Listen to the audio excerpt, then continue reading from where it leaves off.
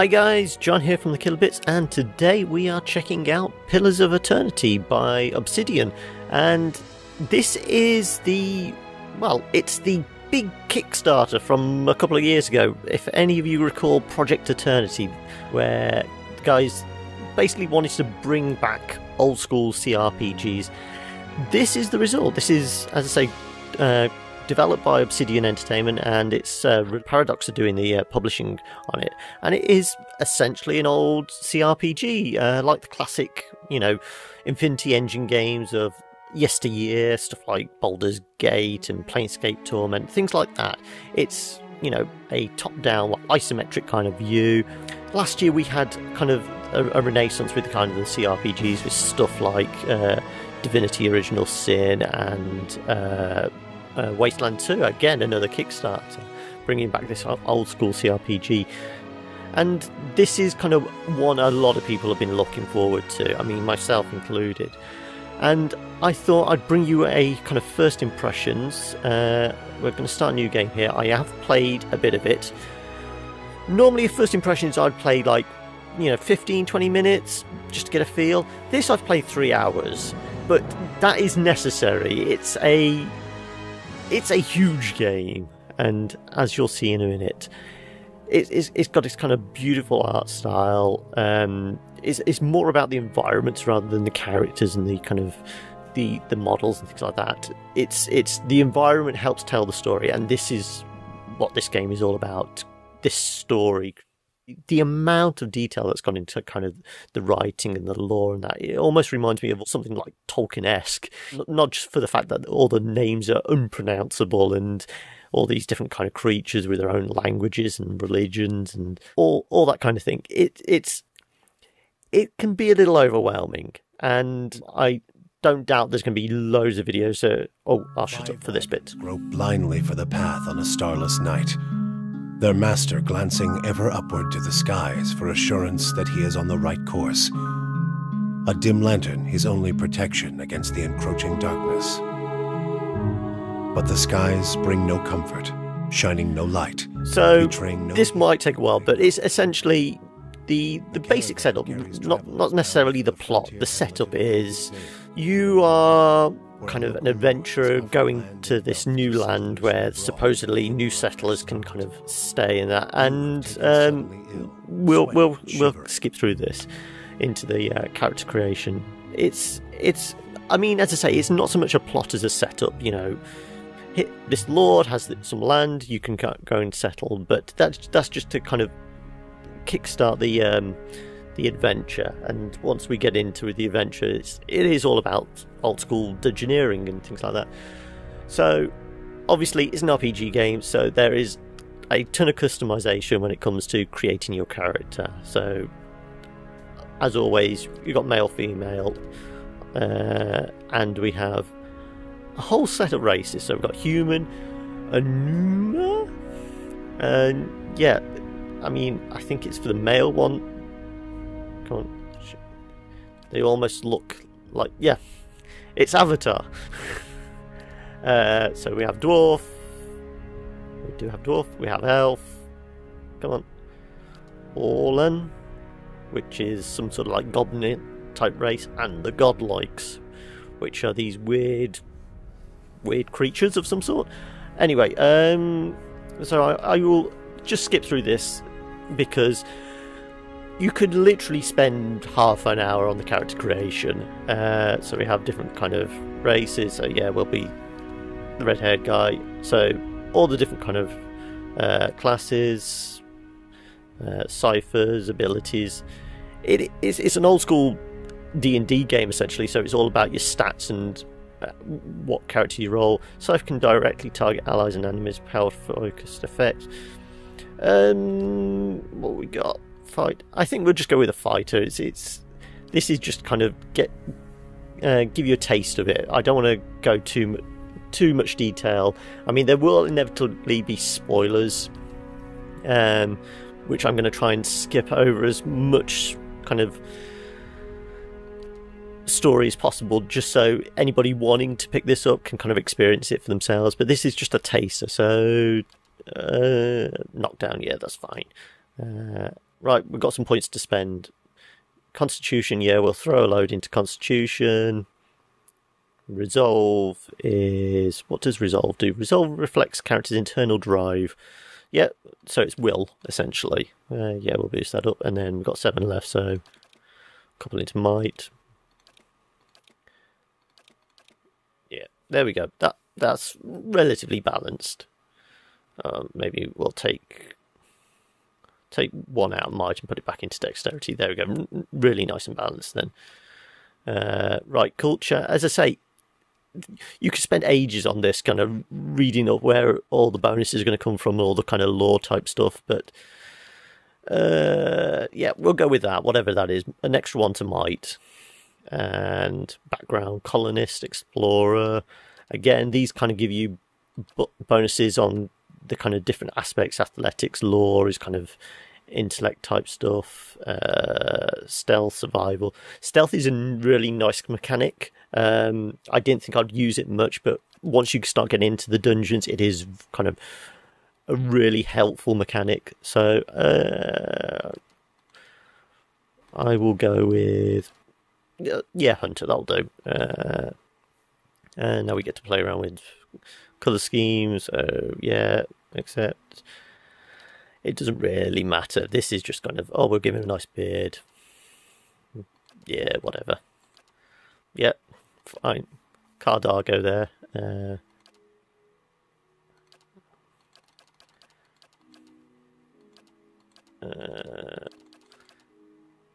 Yeah, as you can see, there's like 66 different portraits, so try and find something that's close to it, I suppose. Oh yeah, we'll be the pirate captain. Now this is kind of leading the way. Let's go. So yeah, we have lots of different voices. I will be stoic. Yeah, there we go. That's fine. And just something obvious. So I'm going to dive in and show you some of the kind of early game, and then I'm going to skip further along to where I am in about 2-3 hours in. So in that first kind of little intro thing, you saw the caravan going along. Basically, we've stopped because I'm feeling poorly. So as I say, I'm going to skip through all this dialogue, so you don't. There's not too many spoilers. No promises. What kind of guy? Don't let off with you. Okay, lots of dialogue. Okay, so here's our 2 characters. So I've got a spear and a big shield. Yeah, that'll do. And she is rocking an axe and a torch. So there are basic. This is our basic party. Come on. Okay, skip through all this. There we go. You heard the man. Let's get going before you keel over. So. Right. So. It is all mouse driven. I mean, we can just... It's not even left and right mouse buttons. It is just literally just point where you want to go. I mean, we can click on individuals to talk to them.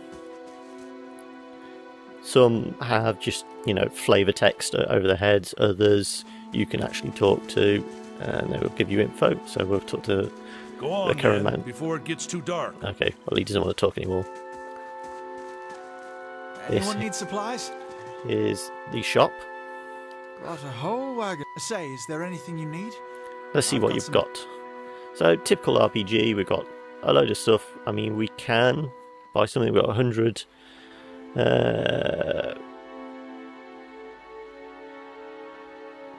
We had a spear, didn't we? So,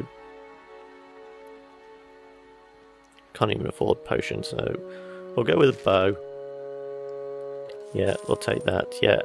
So we've got like a second weapon now, so if we right click on ourselves, we can equip a second weapon. And as you can see here, you can swap out. So now if we encounter anything, we've got a bit of range, as well as obviously she's all melee. So, okay, let's go and do a bit of exploring. And I can show you, well, how shit works, essentially. So we can kind of, as I say, the environment is gorgeous, and these kind of character models are all right. I wouldn't say they're fantastic, but when they're kind of this small, you don't really, it doesn't really matter. Oh, we can do some investigating. It's a fallen tree. This is basically what stopped us travelling any further. Looking forward to trying to lift that thing tomorrow. Anything in this direction? Oh, here we go. We can collect stuff for crafting. The horses? Nay. Yes, it's a horse. Surprising that. So, as I say, this environment is gorgeous, and this is just like the opening area. The amount of detail and that, it is kind of making me really nostalgic for kind of those old games. Oh, here we go. Maybe he's got a bit more than just some flavor text. I'll have your water soon enough. Stream's not going anywhere. Okay, fine. So time for some combat, I reckon, just to show you what's going on. If I can remember rightly. If we go in this direction. Okay, we'll pick up some burn lady. Maybe I'll show you the map. So, obviously, it's a relatively small map for this area. Let's check by those outcroppings. Oh, here we go. Now, this is what happens with the combat. As soon as you kind of see an enemy, it automatically goes into this kind of paused mode. The combat isn't turn-based, but there is kind of like a cooldown. You can actually see who's going to take the next strike and things like that. But you can position your troops in real time, essentially. So we know our character has a bow, so he can get some range on it, whilst Khaleesi, whatever, we'll circle around to here and see if we can flank this wolf and just space. Okay, stop with the tutorializing, we know. Okay, see if we can get some flank on there, and we'll change weapon. But if you notice, just above their heads, we have kind of the green bar, which kind of replicates health. This little icon, obviously, because I've told my guy to move, and then you've got this yellow bar. That is kind of the cooldown on weapon swings and things like that. So it's easy to see from here. We want to, we'll attack. And you can attack as well, hopefully get the flank. But if you see, she's got a weapon icon and kind of each swing. And there we go. Weapon combat is as simple as that. I mean, we do have these kind of talents, you can get passive and active talents, and this is what these two have got. No, I don't want to talk. But you have one per encounter, essentially. So anyway, there you go. That explains it a bit more. But obviously, each character kind of, as you level them up, gets new talents, which you can attach to the character. So yeah. Get the skin. And oh look, the berries we were looking for.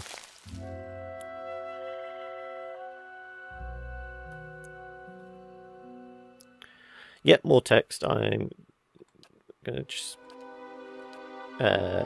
default. Just yeah, fair enough. There we go.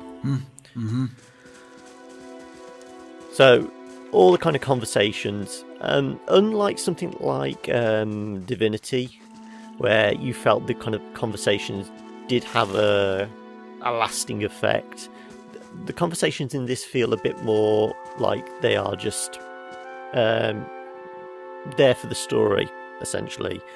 In Divinity, stray too far. You had this effect of, you had a conversation between the two main characters.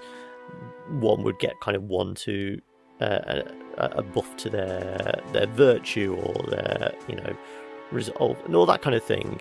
You don't get that with this. The conversations are essentially just there for helping to tell the story. And as I say, the story is immense, just in pure volume. I mean, I hate to imagine what the length of the script is on this, but it's got to be, you know, thousands and thousands of pages, not just of dialogue, but of kind of all the kind of essential narrative as well.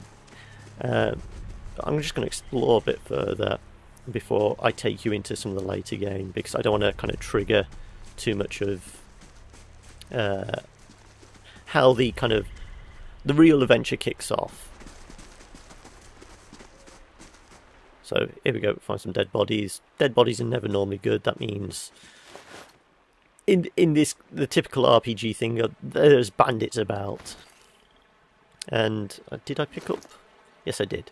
So lockpicks are one of those things you get throughout, which will obviously help you kind of pick doors and chests and that. It is all about kind of going into dungeons and looting and things like that. But it's one of those kind of consumables. It's an obvious one. There are some slightly less obvious consumables as you go through, but I don't want to spoil too much. Sure. So we'll just do a little bit more exploring before I show you some of the later game. What else can I say about this? It's the voice acting isn't bad. I've only... What a surprise. Sparfle went hunting. At least he left the water skins. Come on. This is recent. Not good. I've only played the first few hours. Admittedly, that's more than I'd normally do for first impressions, but because the game is so huge, I felt that I needed to kind of really kind of sink my teeth into a decent chunk before I spoke to you about what my thoughts were and actually help kind of gather my thoughts. One thing you can do is you can hit tab and you can actually see highlighted stuff which you can actually investigate. So we've got some beer, yeah, we'll take that. What's in footprints around the campfire. We'll go and get the water bottle. Yeah. Sparfle, are you alright? He doesn't look alright. No, he definitely isn't alright. He's got an arrow in his back. So, yeah, shit's kicking off. Bandits! Ambush! Obvious.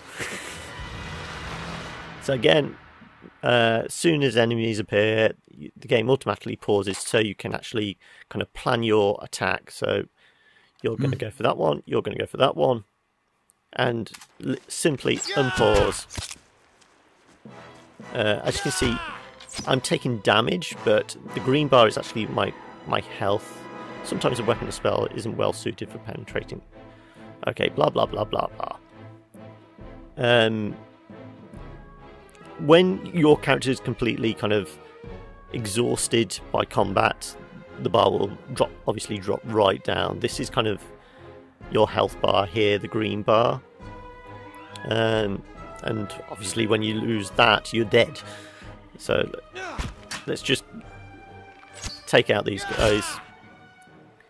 If you click on them, you can actually see in the top left-hand corner how much damage you're doing to them, whether they're badly injured or what. This guy. Almost there. As you can see, my guy's taking a lot of damage. But after the combat's over and done with, we have to get back to camp. kind of the fatigue will dissipate. So we can collect that, collect that. And I think this is probably a good point to kind of move on to kind of the later game, so because I don't want to give away what really kickstarts the adventure. So I will see you guys a bit further into the game.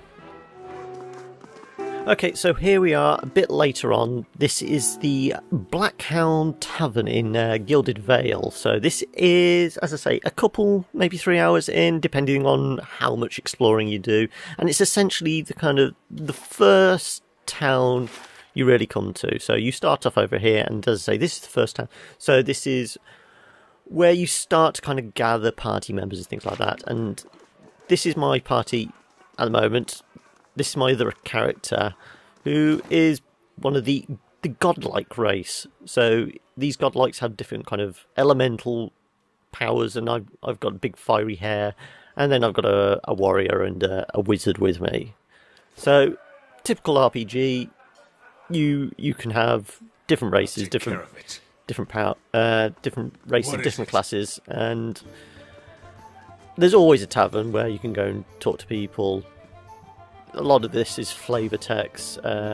If we talk to the innkeeper. As you wish. Good day, stranger. Reliable help. Let me see how to work. So we can recruit adventurers. There's a store. I've picked up loads of crap which I should really get rid of. You can rest here. All the usual stuff. I mean, we've got a dwarf over here. Let's go and talk to random people in the tavern. Or, as I say, a lot of this is all flavour text, and I'm guessing some of the kind of character names and things like that actually came from some of the people that actually backed it on Kickstarter, because it's probably one of those kind of reward things. I mean, the whole Kickstarter thing, that they did actually, I think, originally ask for was it $1.1 million, something like that, and in the end got almost $4 million. So they were able to make a much bigger game than they were originally anticipating.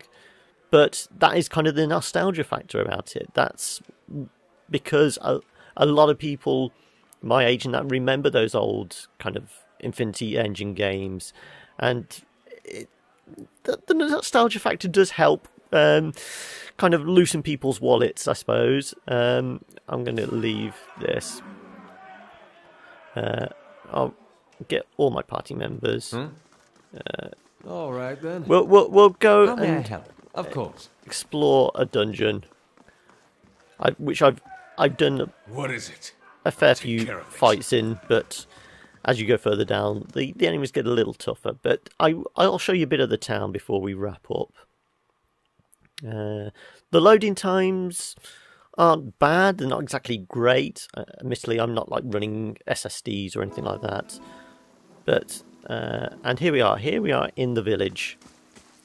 Not that village. It's not the prisoner. We're not going to be chased by big white balloons of any sort.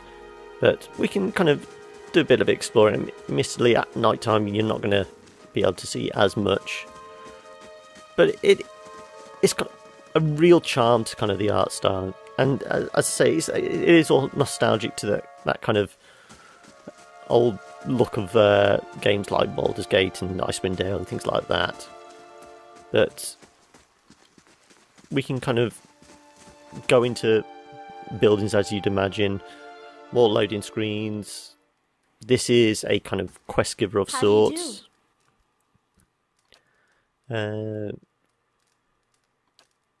I'll be leaving. As I say, I don't want to spoil too much for you guys. This is all just kind of to give you a bit of flavour of what the game is like.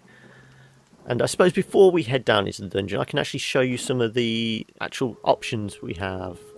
So, obviously, save and load. Game. We have all these kind of sliders. So, we have difficulty settings. We have main companions before the death. Loads and loads of it's an old school computer RPG. It's all about the kind of different things you can tweak in that. We have all kind of hotkeys and things like that, all of which are rebindable.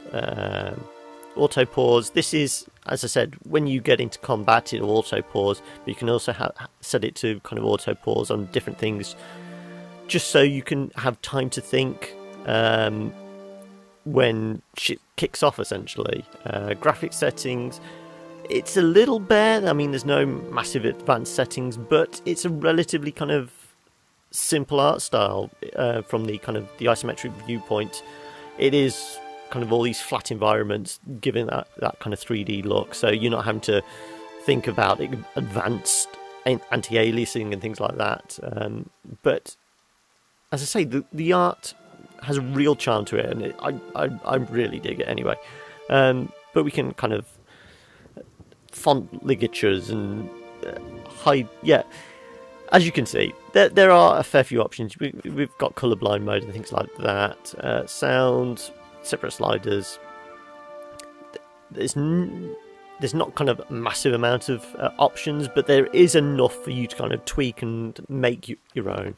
But I'm blathering on. Let's go and have a fight with a few more difficult opponents rather than just a single wolf or a couple of bandits. So this is, I suppose, be kind of like the first real dungeon. It's not massively difficult. There are kind of a few traps and puzzles and that. So here we are in the kind of the second level of the dungeon. I've skipped through the first part because I'd already done that, and I didn't want to kind of give away too much of the layout and where kind of puzzles and traps and enemies might be. So, and I have actually played a little bit of this level as well. But I can show off kind of some more of the more interesting mechanics. As I mentioned before, we've got kind of this scouting thing. This is tied to how stealthy your characters are and how you can sneak around. But it's good for kind of exploring the environment, seeing where there might be traps, seeing where there might be enemies. And as you can see, there's a few open doors. Okay, I've not opened this one. That's because it's locked. As you can see, I need 4 mechanics and 5 lockpicks or 5 mechanics, which I obviously haven't got. Sneak into here.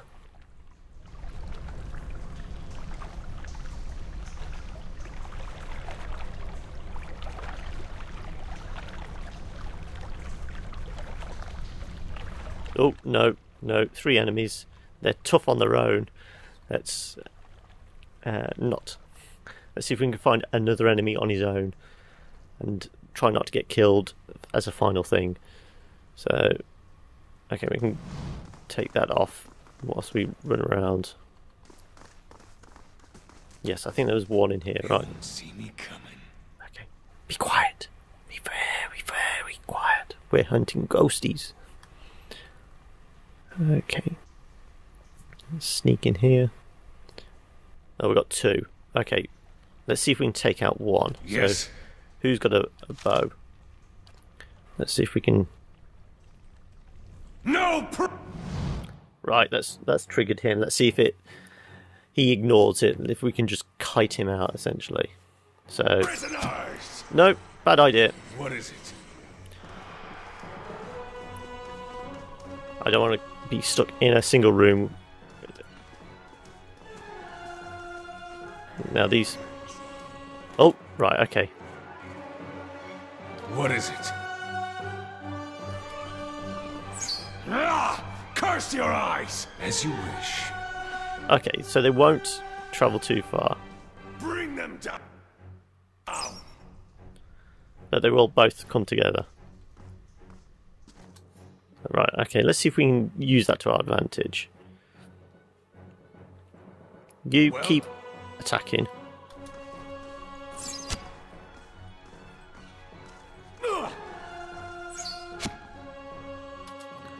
Right, okay, our wizard, start bombarding them. He has a magical scepter, but he also has a few first level spells, and this is like an area effect one, but it basically casts on the ground, so if your enemies are moving, it's not really helpful. You get ready with some melee, because they're going to come and attack you head on. Let's see if we can get a bit of a flank going on. Right, get ready. You. No, you want to attack that. Well. You. Right, okay, run over here and help your buddy out. Well. Yeah, you want to have a melee. But now those two are grouped together, we can actually use our level 2 spell or whatever it is. You start attacking. So I mean, the fact that you can use Curse your eyes! spacebar to pause. Oh, not good. You get out of the way. Yeah.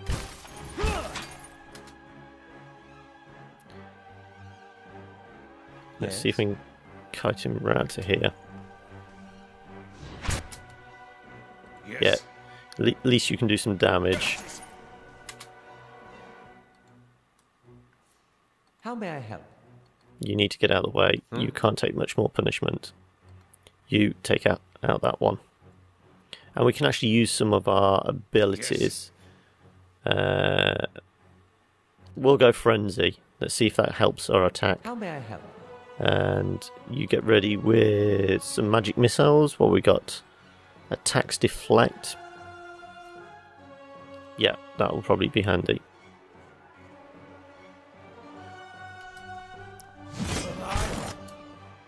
Aye?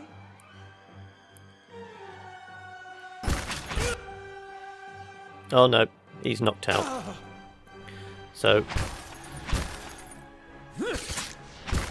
we have no choice but to take these guys out as quick as possible. As you can see, he's injured and he is near death, so okay, we're almost there. Curse your eyes!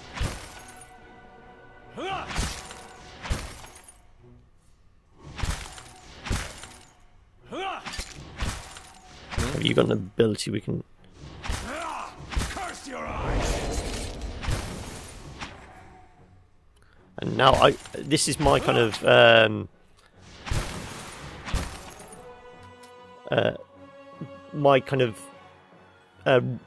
race buff, because I've got this kind of fiery godlike thing going on. As I take a certain amount of damage, I kind of can burst into flames and inflict fire damage on nearby enemies. Curse your eyes! Come on, I'm close to death. This guy needs to go down. He's near death. Come on. Edor, yep. And hopefully both these two should recover. There we go. So that's probably a good place to stop for now. We are going to be doing more on this. I mean, Yaki's working on a review at the moment, which will be coming out hopefully later this week. But as I said, this game is vast, so it is going to be one of those kind of reviews that's a work in progress. But I think I'm going to be dipping in and playing a bit more of this and seeing how the story progresses and what weird shit goes on in this huge fantasy world the guys at Obsidian have created. I mean, what do you guys reckon? Is this something you're interested in picking up? Or, I mean, would you like to see the Kilobits do more on Pillars of Eternity? Why not let us know in the comments? And if you like the video, why not drop us a like? And if you want to see more videos like this, if you want to see Yaki's review, why not subscribe? And you can always follow us on Facebook at facebook.com/thekilobits or on Twitter at thekilobits. So until next time, catch you later, guys.